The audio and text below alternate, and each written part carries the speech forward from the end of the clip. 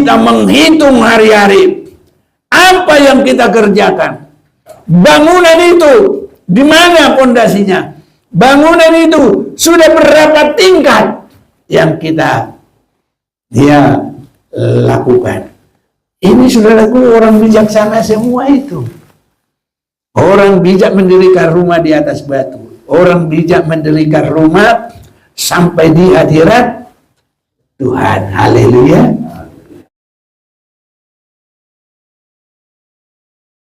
Puji Tuhan, kita bersyukur Tuhan beri kesempatan bagi kita beribadah hari ini.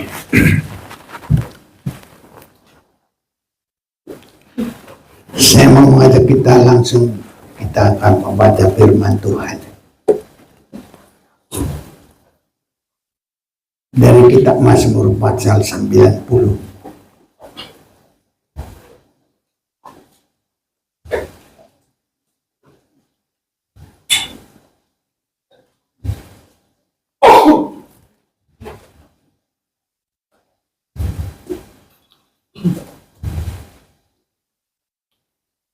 Ayat yang ke-12, ajarlah kami menghitung hari-hari kami demikian, hingga kami beroleh hati yang bijaksana. Bersama kita membaca, ajarlah kami menghitung hari-hari kami demikian, hingga kami beroleh hati yang bijaksana. Saudara-saudaraku, kita tadi sudah lihat juga kesaksian bahwa menghitung hari termasuklah kesaksian tadi berumur 70 tahun. Saya juga kalau hitung-hitung hari juga saya di bulan ini juga, karena walaupun cewek dengan saya hanya selisih 3 hari, bulannya sama, tahunnya selisih 9 tahun. Jadi kalau tanggalnya saya 17, dia 21. Iya, itu saudara-saudara. Jadi kalau menghitung itu tidak hanya di situ, nanti kita akan lihat lagi saudaraku apa maksud Tuhan. Kalau menghitung umpamanya 1, 2, 3, 4, 5. Kalau Madura 1, 2, 3, 4, 5. Kalau Inggris 1, 2, 3, 4, 5. Gitu kan. SD juga bisa, Bimba. Kalau hitung-hitung begitu, saudara-saudaraku, tapi kita nanti akan lebih melihat untuk apa kita menghitung hari-hari itu. Jadi menghitung hari-hari itu harus sampai kita beroleh hati yang bijaksana. Jadi anak-anak Tuhan yang tahu firman Tuhan semua jadi pintar-pintar, bijaksana. Malah terlalu pintar, ada bilang bijaksana, bijaksini. Jadi di mana-mana bijak, saudaraku. Jadi itu bisa terjadi, saudaraku. Jadi kalau sungguh-sungguh di dalam Tuhan mengerti firman, dia semuanya jadi pintar juga, saudaraku. Itu sebabnya kalau anak Tuhan yang mengasihi Tuhan, semua pintar-pintar, saudaraku. Kuliahnya juga pintar, di rumah tangga juga pintar, ngitungin duit juga pintar. Bukan cuma ngitungin, supaya semuanya tiap hari bisa ada, nggak langsung nanti habis semua. Jadi pintar, saudaraku. Itu berarti tanggal 1 ada, tanggal 2 ada, 3, 4, 5, 6, 7, 30. Di bulan ini 31 ini. Besok masih 31 kan?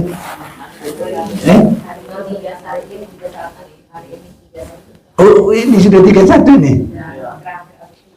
Oh, jadi besok sudah 1 ya. Ya sudahlah, itulah saudara-saudaraku ya. Kita bisa semua hitung hari-hari. Tapi bijaksana kita tidak sampai di situ. Memang bijaksana di bumi ini ada, saudaraku. Jadi kalau sungguh-sungguh ikuti firman Tuhan, mengasihi Tuhan, setia ibadahnya, ya sekolahnya juga bagus, saudaraku. SD, SMP, ya SMA, kuliah, semua bagus, saudaraku. Ya, karena orang yang mengasihi Tuhan pintar, bisa 10 kali dari orang pintar yang lain. Nah itu sudah terjadi, saudaraku, waktu orang-orang Israel ditawan. Malah mereka menjaga makanannya tidak terlalu, karena sekarang kan ya dengan atur makanan biar pintar, biar apa, makan ini biar pintar, banyak begitu ya, makan ini biar sehat, gitu banyak sekarang, saudaraku. Tapi kalau bangsa Israel, karena mereka takut akan Tuhan, dengan artinya menjauhkan diri dari dosa, mengasihi Tuhan dengan sungguh-sungguh, pintar, saudara-saudaraku. Jadi semua menjadi bijaksana. Hanya bijaksana sampai di mana? Bijaksana yang mana? Yang Tuhan kehendaki. Ini jadi ajar kami menghitung hari-hari kami demikian, hingga kami beroleh hati yang bijaksana. Jadi hati yang bijaksana ini tidak hanya kita berhasil di bumi, karena sasaran kita di bumi ini kita hanya sementara. Malah kalau di Jaklingko, biarpun nggak bayar, tetap kita sebagai penumpang. Jadi kita di bumi ini, di suratan Petrus dikatakan kita ini harus takut akan Tuhan di tempat di mana kita menumpang. Apapun sekarang ini kita ini, saudaraku, kita di sini penumpang. Sehebat apapun kita miliki, kita penumpang juga. Tapi kalaupun kita tidak terlalu kaya, tetap kita penumpang juga. Sabar saja. Haleluya. Iya, saudaraku, kita di sini cuma penumpang. Jadi sasaran kita, bahkan kita bijaksana juga, adalah supaya kita di dalam yang bukan dunia ini, itulah kekekalan. Karena itu yang Tuhan sediakan bagi orang yang bijaksana. Hidup kekal selama-lamanya. Kalau di situ sudah nggak dihitung-hitung lagi, nggak bisa terhitung. Karena apa? Dihitung pun nggak habis-habis. Karena apa? Kekal selama-lamanya. Haleluya. Jadi hitung-hitungan itu hanya di bumi. Jadi itu saudara-saudaraku. Ya, Bapak Santo juga nggak usah lah. Ya, itu semua. Tapi Tuhan nanti akan berikan kepada kita yang tidak terhitung lah. Nah, gitulah. Ya, kita semua kalau setia kepada Tuhan, pasti Tuhan yang memberkati dengan luar biasa. Jadi kita semua diberkati Tuhan kok. Benar. Saya juga masih ingat dulu Bapak Santo sama Mama Santo, kita bikin pemberkatan. Saya masih ingat, benar-benar saya ingat. Saya doain, tapi sampai mereka ini nanti kandas di tengah, bikin saya begitu ini otak saya.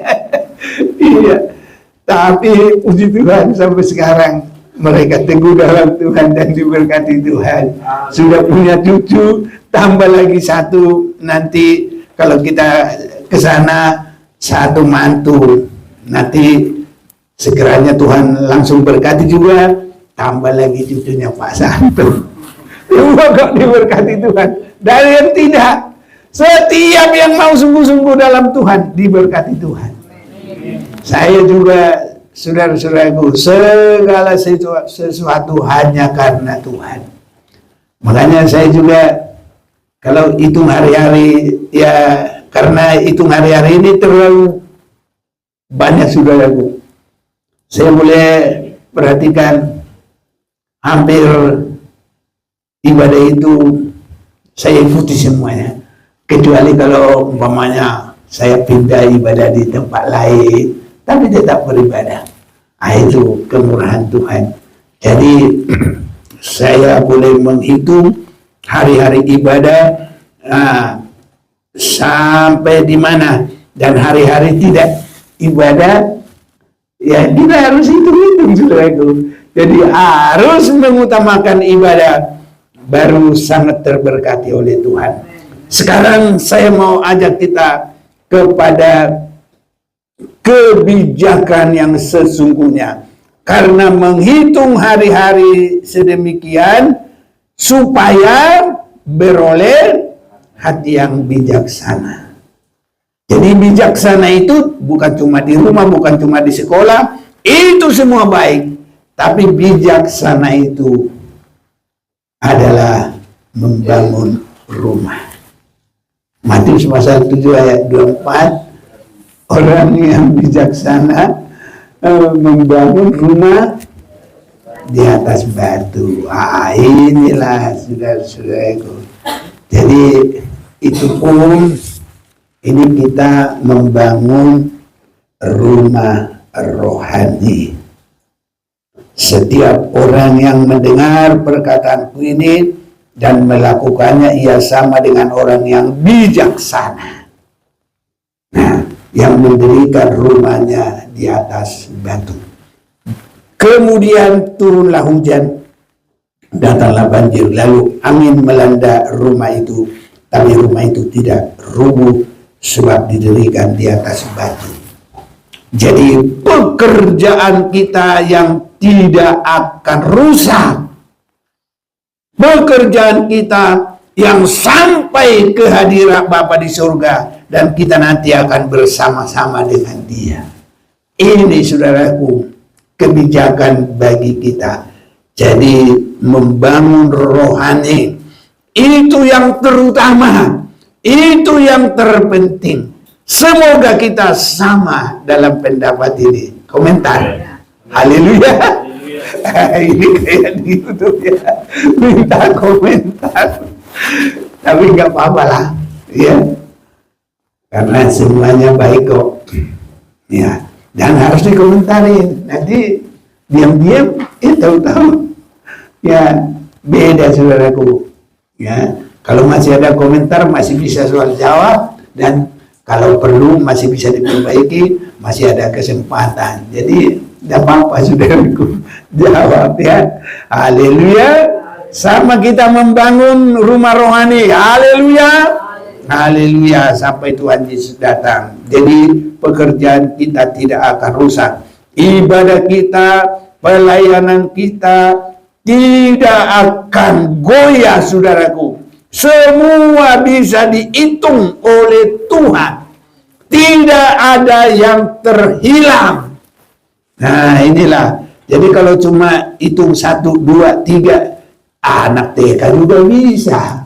Tapi saudaraku, melihat pekerjaan kita, banyakkan mana yang rohani, itu untuk kekal. Yang jasmani hanya sementara.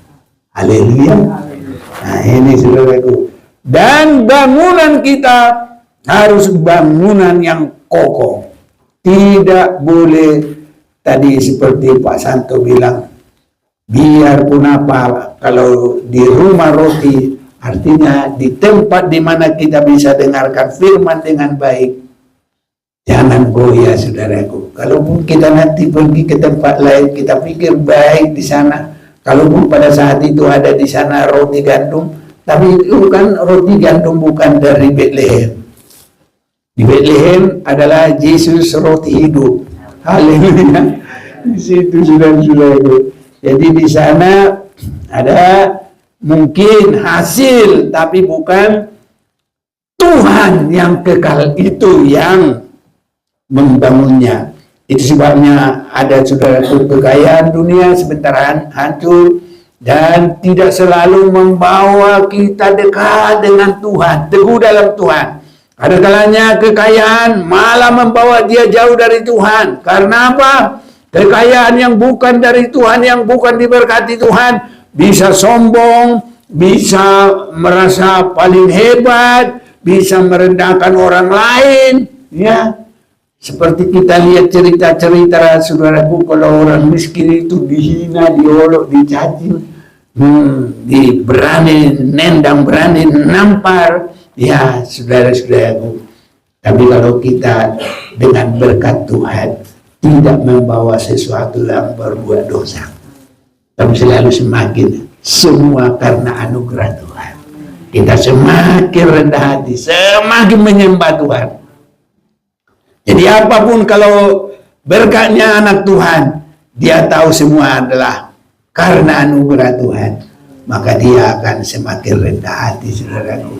Kalau bukan berkat Tuhan, dia hanya dari kepintaran, wah siapa kita hebat, ini akunya yang besar, saudaraku. Tuhannya kecil. Tapi kalau kita, Tuhan yang besar, semua karena anugerahnya. Dan kita akan gunakan untuk hormat kemuliaan bagi nama Tuhan. Ya mungkin yang Pak Santo lihat itu bukan benar-benar berkat Tuhan, hanya karena kekuatan mereka. Jadi saudaraku, kalau berkat Tuhan kita nggak pelit-pelit, karena kita bilang dari Tuhan. Ya kalau kita untuk Tuhan juga nggak pelit, saudaraku. Haleluya. Nah iya, jadi bukan dari Tuhan, ini aku ini. Wah itu susah, saudaraku, ya susah. Jadi kalau dari Tuhan untuk hormat kemuliaan bagi nama Tuhan.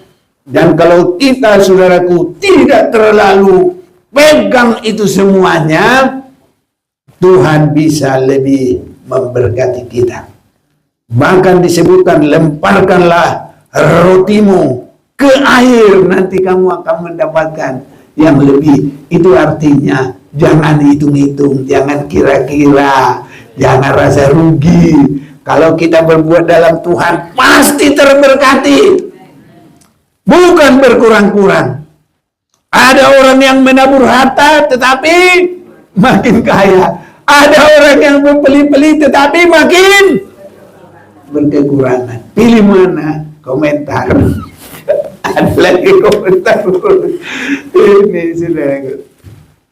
Jadi artinya tanggapi dalam hati, jangan diam-diam aja. Nah, saudaraku, biar semua kita diberkati Tuhan. Firman Tuhan iya dan amin. Ini saudara-saudaraku, tidak bisa dipungkiri. Kami ya karena Tuhan semua didasari dengan pengalaman yang begitu. Waktu dulu pertama kami ke Jakarta ini, opung cewek ini bilang, wah apa ini enggak jujur, masa ke Surabaya tiap tahun. Aku orang Surabaya belum pernah ke situ selama 5 tahun. Ya sudah, kalau kamu mau ikut pergi kita. Saya nggak usah mikir ongkos, misalnya pergi. Ya benar-benar pergi. Nah, semua yang ada ini jual-jual lah, dijual-juali. Kalau nggak bisa dijual, tinggalin, kasihkan orang-orang, kasih jemaat-jemaat. Nah, dapat lebih seberapa ongkos sama apa untuk ke Jakarta. Di Jakarta pas juga ada seminar itu. Seminar lah kami di situ. Anak-anak juga di situ. Anak-anak tinggal di situ ya, kita kalian di sana ya dulu sama anak-anak semua ya. Mandi-mandi di situ. Habis baru datang dari hitaan ala kita. Ini itulah. Jadi saya ngomong di situ sama Pak Sinaga pendeta. Nah, dia bilang, aku di asrama BS, aku dapat rumah dari marga di Huta Barat. Kalau Pak Mani mau di situ kita boleh. Mau langsung gitu saya. Nah, itulah saudaraku. Nah, sudah sampai di sana, orang pendeta-pendeta Sumatera langsung tersiar kabar, Pak Manik katanya sudah nggak mau pulang lagi. Gitu. Jadi mereka tahu. Pas kami di Cililitan, datanglah Pak Pendeta itu. Itu merupakan majelis daerah di sana, ketua lah ya untuk daerah Sumatera. Pak Manik udah pulang lagi. Iya begitu Omang. Tapi tadinya aku mau pulang sendiri, tapi nggak ikut keluarga, mengirit ongkos. Aku ya Martinelli kata gitulah, artinya pamit di sana. Tapi karena Amang sudah kesini dan Amang sudah tahu, sudah tanya, aku nggak pulang lagi Amang. Terima kasih lah. Jadi ada bekas-bekas dari kita dapat duit jujur Tuhan gerakkan dengan begitu keras, kasih semua. Lah di dalam nggak punya apa-apa. Anak 4, yang nomor 1 6, yang nomor 2 4, yang nomor 3 2, yang nomor 1 baru berapa bulan ya. Yang nomor 4 baru berapa bulan. Nah itulah. Jadi kasih semua dia. Nggak mikir apa susu anak apa. Lah kalau Tuhan gerakkan kasih semua. Nah sorenya Bapak itu pulang, ya kami ibadah di tempat ibadah. Aku nggak kok cuma bersaksi, langsung pelayanan dapat di situ ada pendeta orang Sunda. Pak Manik, aku senang. Nah kita mau sama melayani. Saya bilang senang. Itu yang saya cari. Udah ada pelayanan. Yang punya rumah ngasih juga uang. Ya saya hanya bersaksi. Ada kamu dikasih uang ya Manik? Iya aku bilang aku bohong nanti dosa. Kamu dikasih berapa? Loh ditanya lagi. Ya udah aku kasih tahu. Aku dikasih 30.000. Dulu itu kan mahal. Tanah di Harkam tuh cuma 14.000. Nah gitu. Jadi ya dalam tempo sebentar aja duit kami banyak. Itulah luar biasa, melebihi dari apa yang kami kasih itu. Nah jadi memang uang itu semua yang kami miliki masih bisa ongkos pulang 1 kapal dek ke Medan. Kasih semua, nggak ada tinggal, nggak mikirin mau apa, mau nangis anak muntah jajan, biarin aja situ nangis. Tapi nggak ada yang nangis, semuanya baik-baik. Ya Tuhan pimpin. Nah udah sebulan, yang punya rumah bilang, Manik kamu pindah aja. Nggak tahu saya disuruh pindah. Ya begitulah. Oke, sudah cukup buat kontrak, buat apa semua. Kami berdoa Tuhan, dimanapun hari ini dapat rumah, di situ kami tinggal. Dapat rumah di Jalan Tambang sana, di pinggir kali. Ya sudah di situ. Habis itu bersihin, langsung beli barang-barang. 1 mobil pickup itu seperti orang pindah, semua ada, semua dari toko baru semua. Jadi nggak mikirin sewa ini, nggak mikir les, nggak sana sini. Orang yang mencari Tuhan ya tidak akan mengecewakan. Orang yang berserah, yang berharap, yang mau menuruti Tuhan, diberkati Tuhan. Saya lihat semua yang menurut Tuhan itu diberkati Tuhan. Tapi yang agak susah-susah, berkatnya juga kan susah-susah, saudaraku. Ya, itu bukan bikin-bikin. Memang itu kebenaran Tuhan. Kebenaran firman Tuhan pasti akan terjadi. Semuanya. Makanya nanti saya akan lihat semuanya. Banyak yang berhasil nanti. Yang berpangkat juga sudah mulai nanti. Karena ini pelayanan mulai dari, saya lihat mulai dari, ya ikuti lahirnya. Sekarang sudah pada kuliah, sudah pada, sudah mau S1, sudah mau selesai, sudah ada yang nilainya A, paling sedikit A minus. Saya bilang begitu, ya benar-benar terjadi. Haleluya. Iya, semuanya nanti diberkati oleh Tuhan. Yang sudah punya anak lebih mau berkeluarga, tidak ada yang khawatir, semua Tuhan tolong. Tidak ada yang mustahil. Berserahlah kepada Tuhan, Tuhan pasti tolong. Nah, tetapi tadi saya sudah katakan, yang di bumi ini Mudah saudaraku. Karena yang sangat susah itu adalah perkara surga. Itu sebabnya yang di bumi ini, karena ini sementara, perkara surga yang sangat kita butuhkan. Jadi harus membangun rumah rohani. Kerohanian, pelayanan, ibadah, itu rumah rohani, saudara-saudaraku, ya.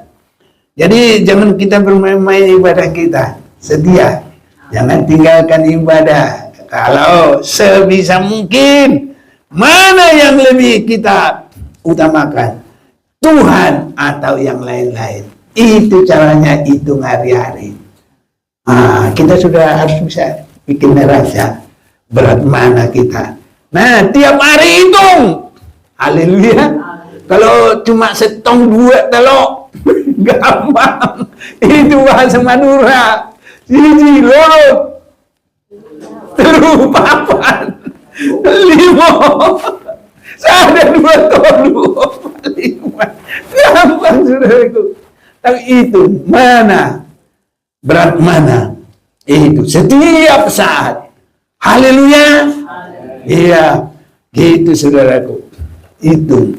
Jadi kita ini harus sampai membangun rumah rohani. Rumah rohani itu ibadah kita, pelayanan kita, tindakan kita, kerohanian kita, semua itu adalah rumah rohani.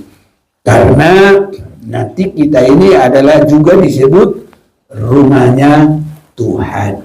Tidak tahukah kamu bahwa kamu adalah bait Allah? Kita sudah tidak usah baca ya. Sudah tahu, saya yakin semua sudah tahu. Di mana? 1 Korintus 3 ayat 16. Udah nggak usah kita baca lagi. Jadi jangan mudah ya goyah saudaraku. Tapi harus kokoh dan teguh apapun yang terjadi. Tadi Pak Santo bilang, jangan langsung pergi ke Moab. Malah tambah susah. Mati satu, mati lagi, mati lagi, mati lagi. Berapa orang mati? 3. Bapaknya, anaknya 2 mati. Semua laki-laki mati. Artinya semua yang kuat mati.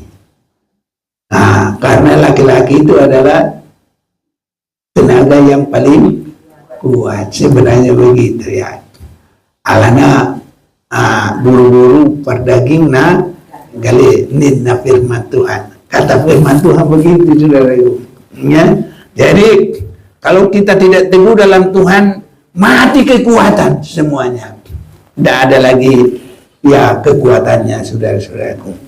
Hanya kalau berserah kepada Tuhan ada pengembalian. Seperti Naomi dan Ruth, mereka kuat sampai membangun kembali umat Tuhan, bangsa Israel. Haleluya. Itu saudaraku. Jadi kalau kita kembali kepada Tuhan, tidak ada yang mustahil. Jadi baiklah, mari kita membangun rumah di atas batu. Batu adalah Yesus Kristus sendiri, adalah batu penjuru kita saudaraku. Itulah bangunan iman kita, pelayanan kita harus di atas pengorbanan dan kuasa daripada Yesus Kristus. Dalam Efesus pasal 2 ya ayat 19, demikianlah kamu bukan lagi orang asing dan pendatang, melainkan kawan sewarga dari orang-orang kudus dan anggota-anggota keluarga Allah yang dibangun di atas dasar para rasul dan para nabi dengan Kristus sebagai batu penjuru.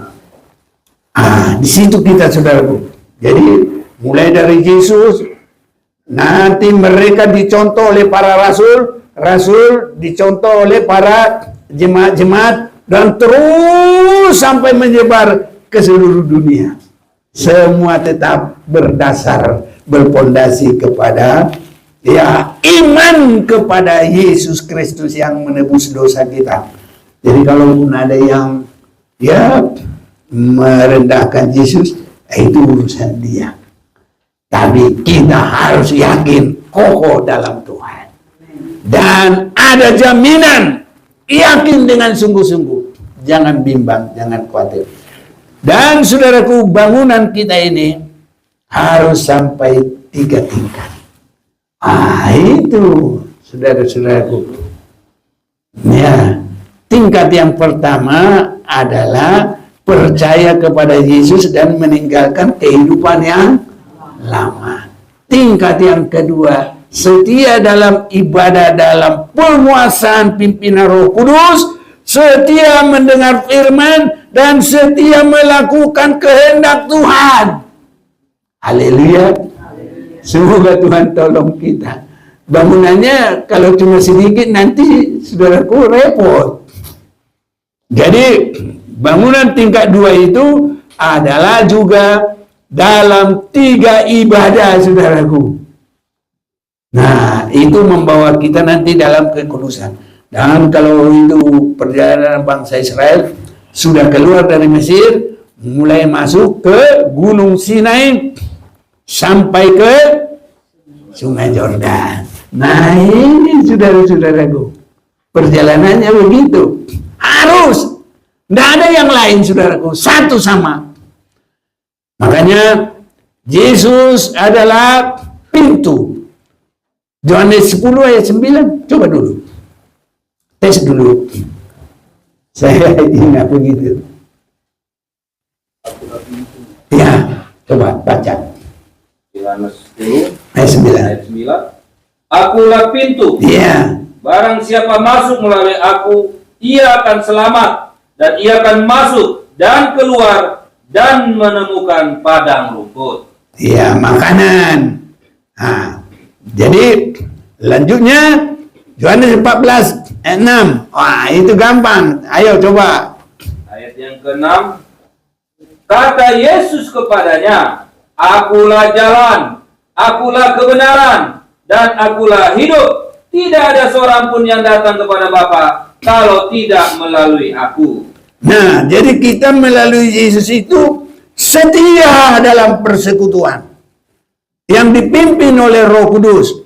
Setia dalam ibadah yang ada firman yang selalu disampaikan, pengajaran, pembuka rahasia firman. Dan kita juga menyembah Tuhan dalam doa dan kebenaran, menyembah Tuhan dalam roh dan kebenaran. Haleluya. Nah, ini tingkat 2-nya di situ, saudaraku.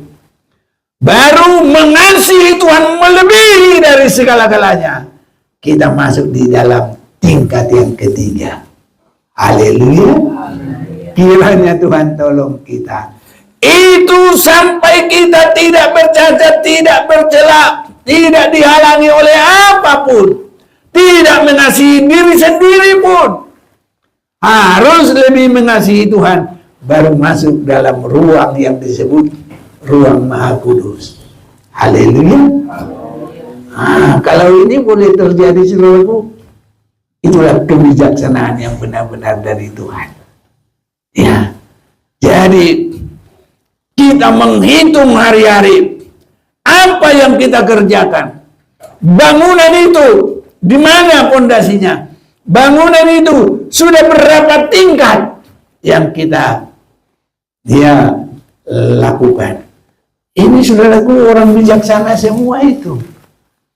Orang bijak mendirikan rumah di atas batu. Orang bijak mendirikan rumah sampai di hadirat Tuhan. Haleluya. Kalau orang mendirikan dari kekuatannya, bangun apa? Enggak. Kalau siapa yang Babel itu, Nimrod, dia membangun tinggi tapi rubuh, saudara-saudara itu. Enggak benar-benar diberkati Tuhan, enggak kuat. Jadi tetap kita harus sesuai dengan firman Tuhan. Haleluya. Harus sesuai kehendak Tuhan. Pasti diberkati oleh Tuhan. Saya bersyukur Zona umur saya sudah dalam yang ke-80. Iya, zonanya. Kan di 80, tapi belum penuh 80. Tapi berjalan di situ. Saya kan sudah 79 lewat. Sudah lewat. Belum pernah kulihat orang benar ditinggalkan oleh Tuhan. Ini saudara-saudaraku maksud saya. Semua ditolong Tuhan. Sepanjang apa yang saya lihat, semua senang saudaraku diberkati oleh Tuhan. Makanya kami pertama sekali meninggalkan jemaat, kami ada di Lumajang dulu. Wah, ini sudah bersama Ibu Gembala. Kami pindah dari situ, mau berserah kepada Tuhan. Nggak tahu mau bagaimana nanti, pokoknya mau berserah kepada Tuhan. Jadi tidak mau lagi cari duit, full timer saudaraku. Tinggalin semua, aku bilang. Tinggalin. Nangislah jemaat-jemaat itu saudaraku. Senang melihatnya, tapi bukan senang lihat, nangis saudaraku. Mereka benar-benar mengasihi Tuhan. Pindah kami dari Sidempuan, begitu nangis. Saking apa itu ada yang setia, sudah yang lain-lain pergi, tinggal satu orang. Dia ke situ duduk baca, tinggalin di situ persembahannya. Lama-lama dia meninggal saudaraku. Dilihat orang, persembahannya masih ada di situ-situ. Jadi satu orang beribadah.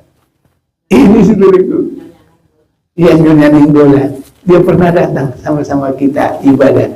Waktu kita di mana itu? Masih di Lenteng itu. Itu saudaraku. Satu orang, yang lain sudah pada keluar semua. Nah, karena tidak ada yang tahan gembalanya saya. Kami bukan nggak tahan. Karena saya sudah berdoa, Tuhan masa kami mau di sini terus? Di sinikah panggilan saya? Saya yakin tidak, dikuatkan. Pergi. Apalagi saya pikir begini, kalau kami harus pergi, jangan waktu anak-anak sudah masuk sekolah. Jadi sekolah pertama harus, bukan di tempat yang mau ditinggalin lagi. Jadi makanya pindah saudaraku. Tapi nggak pun ada duit, pokoknya dalam Tuhan. Ya saudaraku, Abraham juga begitu. Nggak tahu dia mau kemana, Tuhan bilang suruh pergi. Haleluya saudaraku. Tapi nggak ditinggalkan Tuhan. Haleluya.